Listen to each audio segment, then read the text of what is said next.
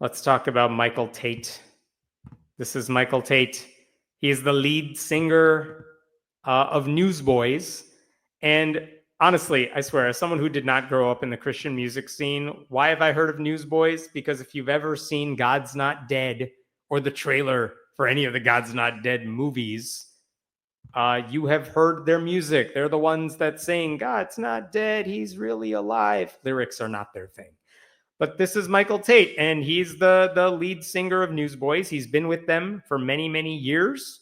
He's had a decades-long career with them. And the reason Michael Tait is in the news here is because he's been accused of grooming and sexually assaulting multiple people, including minors. And the reason we know this is because not that long ago, earlier this month rather, a couple weeks ago, the Roy's Report, a Christian news outlet, they posted this article, exclusive. Former Newsboys frontman Michael Tait accused of sexual assault, grooming, and substance abuse dating back to 2004. And this article spoke with a handful of young men, not women, by the way, men, who told the reporter here that Tait had used alcohol and drugs before attacking them. And this is what they said here. 2 men stated that they were drinking alcohol with Tait and later woke to him fondling their genitals. One alleged Tait also offered him cocaine while on the Newsboys tour bus. The third told the Roy's Report that Tait gave him a back massage while skinny dipping and later invited him to share his king-size bed. There, Tait allegedly, non-consensually, massaged his anal region. Disturbing allegations all around, and this is what these men are saying. Tait is not just a random dude, by the way, and I think this is why this story is so important. I mean, those allegations would be a big deal no matter who did it, but it's because of Tait's stature in the Christian world. He's not just the front man for some popular Christian band. He is a graduate of Liberty University. He was a founding member of DC Talk, a group that has won multiple Grammys. They won them in the 1990s. There are very few people in the world of Christian music who have a larger footprint and greater crossover appeal. Like, he is one of the most famous modern Christian singers of our time. And when you start to look at things he has said and done over the course of his career, there's some disturbing stuff. Like when he went to Liberty, this is how Liberty promoted this dude back in 2012. Looking back, Michael Tait sees Dr. Jerry Falwell, like the older dude, not the younger guy who likes watching his wife sleep with pool boys, but the older Dr. Falwell. Tait sees Dr. Falwell as a father figure to his life. I would always joke with him, calling him my white daddy. Oh, that's a statement that did not age well. Let's never say that again. I'm sorry, I had to read that, and now you have to read that. But that's a thing. He also co-authored a book called Under God, and check out this reporting from The Guardian. It's a book promoting Christian nationalism, and it claimed the U.S. is suffering a collapse of moral values because of the secularization of government and public schools. He co-authored a book saying, because we don't have Jesus, everything's very immoral these days, says the guy who's now been accused of some very disturbing things. This guy endorsed Ted Cruz for president in 2016 for some dumb reason, but then later switched to Donald Trump because he spoke with preacher Paula White, who convinced him, and then he later performed in the White House. And Michael Tait released this video that I've got to play for you, where he's thanking President Trump. Mr. President, my name is Michael Tait, a native born in Washington, D.C., 4 blocks northeast of the U.S. Capitol. And here with Chris Leader, went to Paula White and her husband Jonathan, just to say, I love you, I support you. One of the growing numbers of African Americans, people with brown skin that love you, support you, and more pointedly, prison reform. Christians doing what you're doing, love it, love it, love it. Had a brother in jail, my brother, 13 months older than me, but 35 years in prison. Just got out, struggling, trying to get a job, trying to get his life back on point. Kind of like the movie Shawshank Redemption. It's tough. It's tough to do. But thank you for all you're doing. Look forward to meeting you, hanging out, eating some McDonald's Big Macs, and whatever else. God bless you. Michael Tait loves you and supports you. Go Go for it, Mr. Trump. I really don't love that he's like, I'm speaking on behalf of black men here, and a lot of us love you. And just the sucking up, like, can't wait to eat Big Macs with you. Like, you don't have to do that. You don't have to prostrate yourself like that. So anyway, where did these allegations were published in the Royce report earlier this month, but the rumors of them actually began circulating back in January of this year because there was a popular TikToker who outed Tait as gay, and that was disturbing. I don't think it was a misconduct allegation necessarily. Maybe it was. Maybe the allegation on TikTok was that a male said Michael Tait did something to me, which insinuated he was gay, but also it was more serious because there was misconduct involved. But like shortly after that TikToker said this, Michael Tait actually released this statement in January. You could see the date, January 16th. But look at what he wrote. He basically said, I've been doing this for a while. Together with DC Talk and Newsboys, we wrote and produced music I'm deeply proud of, from Born Again and We Believe to Worldwide Revival, and of course, God's Not Dead. While this may come as a surprise, given I've been touring ever since college, I've made for me what is a monumental and heartfelt decision that it is time to step down from Newsboys. And he didn't really explain why he was doing it, but that was kind of a shock in the Christian music industry that this guy who had been in the limelight for so many decades was stepping down from the band that he helped make famous. And he didn't explain any reason why he was stepping back. But also, like, there were a lot of people who may have seen this but didn't say anything at the time. They may have heard rumors about him, but they didn't say anything at the time because they knew revealing he was... I'm wondering what they thought was more damning. The idea that he was into men, which I don't care, or the idea that he was abusing these people, which could not just hurt his career, but backfire on them, as it does for so many people who speak up.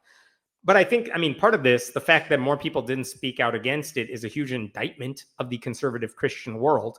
I've heard some people say that Michael Tait's actions are like the worst kept secret in the Christian music world. What does that say about that industry that so many people knew that these allegations were out there, but decided to keep quiet? That's disturbing. So after the survivors' stories were made public by the Royce report earlier in June, the fallout was pretty swift. And the Newsboys, the band, they released this statement. And you could see this, the date here, June 5th, is when they put out this statement. Last night, our hearts were shattered when we read the news alleging drug abuse, that's not really the issue, and inappropriate sexual actions by our former lead singer Michael Tait. While Michael has not addressed these allegations, we are devastated even by the implications. Yes, their hearts are with the victims. That's good. They don't condone any form of sexual assault. The four of us are husbands and fathers. Between the four of us, we have 14 children. What is this, a humble brag? You don't have to be a husband or a father to acknowledge this stuff is wrong. You can just be horrified because you're a human. You don't need to be like, we have a lot of children, therefore we know harming kids is bad. Like, what is that? Anyway, when he left the band in January, Michael confessed to us and our management that he had been living a double life, but we never imagined that it could be this bad. Which makes you wonder, what did they think he meant? That he had been living a double life? Do they think his confession was, you guys, I'm secretly gay? And they were like, well, that's bad. But now they found out there was abuse involved, and they're like, oh, that's really bad. Like, this is not the greatest statement to release in response to what he did. But okay, they responded to it. And very quickly, too, this is interesting. This is also from the Royce report. Christian radio stations started dropping the Newsboys from their lineup. This dude in Minnesota, he's the program director, and he made the decision to pull all Newsboys music from the station immediately after he read the report in solidarity with the survivors. I pulled all of my Newsboys music from The Pulse the morning of June 5th. Beyond Tait's crimes, the band is complicit if they were aware of what he was up to or suspected what he was up to and were covering for him. And at the time, there's no evidence they knew about this and were covering up. But again, their statement sucked. As someone who has hosted Newsboys in concert, played them on the air, and helped them build their platform, I feel deeply betrayed. I am ashamed that I played a part in helping build the celebrity that Tait exploited to prey on others. Okay, I mean, I find that interesting that even Christian program directors are like, I'm done with this band.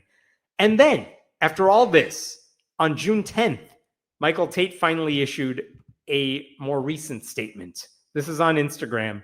My confession, June 10th. There's so many weird things in here, but let's read through some of this.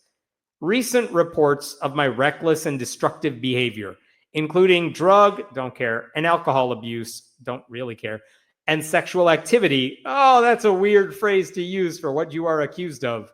I don't care who you have sex with. It's not the activity that's the problem.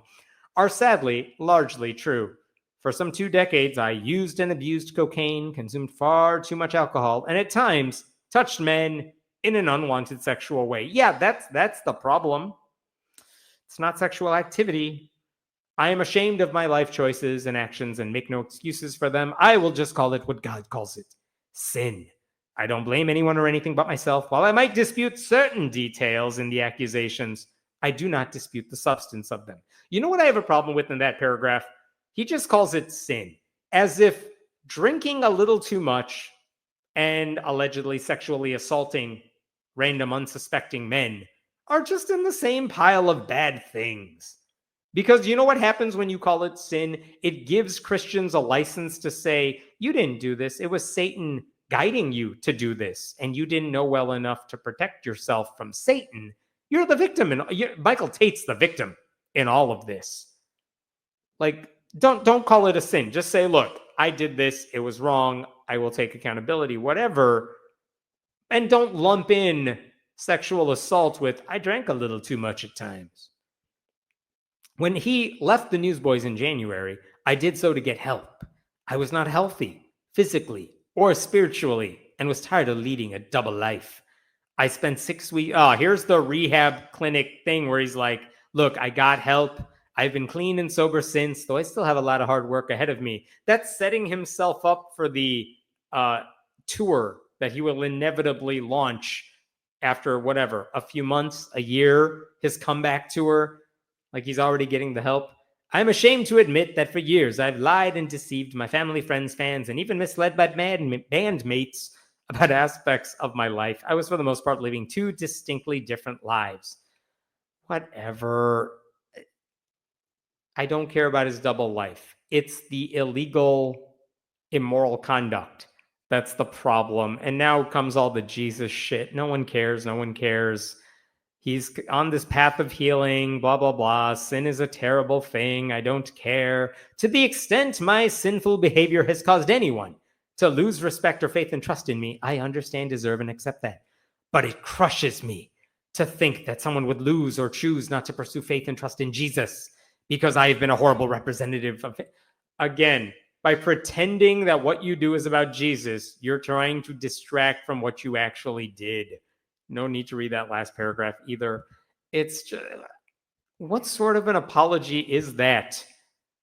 There's so many problems. It leans way too heavily on the idea that everything is fine now or going to be fine because of Jesus.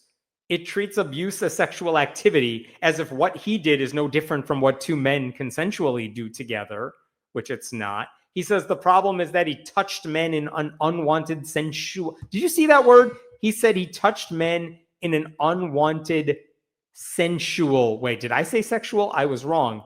He said an unwanted sensual way. That makes this even worse. What the hell? That's such a weird word to use when you hear what he actually did. And again, he says he repents of sin, but what sins is he talking about here? Does he think homosexuality is one of them? Does he think that needs fixing? Because I don't care. Don't care who he sleeps with consensually. Don't care if he's gay. It's irrelevant to me because I'm not a conservative Christian with a stick up my ass. Like if he's clean and sober now too, that's great. But it also, the way he wrote that, it makes it sound like the drinking and drugs were to blame for what he did to those men. And it's not as if all of his sober decisions were fine. And then after all of this, get this, After he posted that, a few days later, The Guardian posted a new investigation because they heard from other of his victims. And this time it got even worse. He stole a piece of our souls. Christian music star Michael Tait accused of sexual assault by 3 men. When I first saw this article, I'm like, oh, right. It's the victims who were in that Roy's Report article, right? Just a little bit ago. And then look at what they found. First of all, they got names. Sean Davis, who was a lifelong fan and troubled youth who had immersed himself in Christian music, claims Tait pushed him to consume alcohol and cocaine on multiple occasions. He also says he believes Tait once secretly drugged him and then molested him in 2003 while he was still a minor. This man destroyed my life, Davis now claims. So now we're talking about children. We already talked about that statement. But okay, according to that Guardian article, there were other victims that the Roy's Report did not mention. And the victims that the Guardian found involved 2 minors. And you could see this right here. Check this out. The Guardian has interviewed 25 people in the Christian music industry, most of whom say they had prior knowledge of allegations that Tait had engaged in abusive behavior. The men who have come forward and shared their alleged experiences, 2 agreeing to go on the record with their names, while the rest spoke on the condition of anonymity, were aged 13 to 29 at the time of their alleged experiences. So now Michael Tait is not just abusing men who were not asking for it, he's abusing children as young as 13, according to the allegations. Another man in that article, as one reader points out, another man said Tait repeatedly groped his penis. A different person, who was also 13 at the time, said Tait exposed himself at a bathroom urinal. It is not clear which of those people overlap with the ones who spoke to the Roy's Report. But again, given that some of them say they were minors at the time, these are different names than the ones we heard initially. And all of this came out after Tait released that weird statement about sensually touching people in unwanted ways. So what happens now? I mean, it is possible that he chooses the path so many Christians in similar predicaments have gone down, where you disappear for a little while, and then you announce a brand new solo tour, following a very short period of counseling and repentance and prayer. And you can already see the seeds of that in that Instagram statement. And by the way, this is not nearly the same thing. There were allegations against a Christian comedian, John Christ, years ago, of abusing the power dynamic and trying to hook up with some of his fans and things like that years ago. I don't remember the specifics of the allegations, but he was canceled for a short time in the Christian world. And just the other week, he did a set on The Tonight Show with Jimmy Fallon. He's doing just fine. You know what I mean? So these people always do the same thing. They're like, I'm going away, I'm getting the help I need. And then they come right back as if nothing ever happened, without recognizing that the issues people are upset about are very different from the ones Tait is publicly acknowledging. I don't know how seriously to take anything he's saying. And by the way, just a couple of days ago, there was another article in the Roy's Report. Look at this headline. This is from June 19th. Woman, hey, it's a woman this time, accuses Michael Tait of drugging her and watching while she was raped. And she says the Newsboys tour manager covered it up. So now it's not just Tait abusing somebody. The Newsboys tour manager was allegedly aware of all this. So the biggest band in the Christian world is now implicated in what this guy did. I don't know what's going to happen from here. I did not know there was a way to make the God's Not Dead movies even worse, but they always find new ways to do it.